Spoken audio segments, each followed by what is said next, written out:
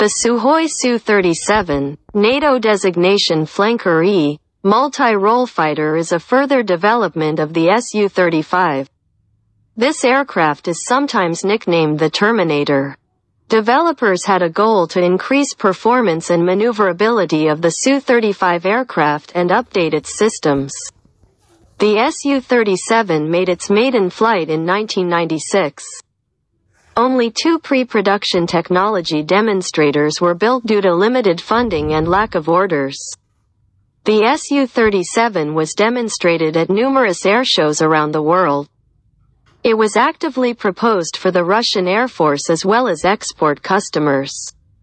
However, this aircraft received no production orders. This aircraft had 2 turbofan engines with thrust vectoring. It is worth noting that Sukhoi Design Bureau began thrust vectoring technology research back in 1983. Initially, the first Su-37 aircraft was fitted with 2 experimental Lyulka Saturn Alabama 31FP engines with thrust vectoring. This engine was a derivative of the Alabama 31F turbofan of the Su-27. These engines are fully interchangeable. It was an interim measure until newer Alabama 37 FU engines were available. In 2001, the first aircraft was fitted with Alabama 37 FU engines. Updated avionics and fly-by-wire control system. It is claimed that this aircraft had virtually no angle of attack limitations. The Su-37 was an agile dogfighter. Due to its maneuverability, it could also evade enemy missile attacks. The thrust vectoring nozzles could be deflected both synchronously and differentially depending on a performed maneuver. Aircraft could perform aerobatics at speeds nearing zero.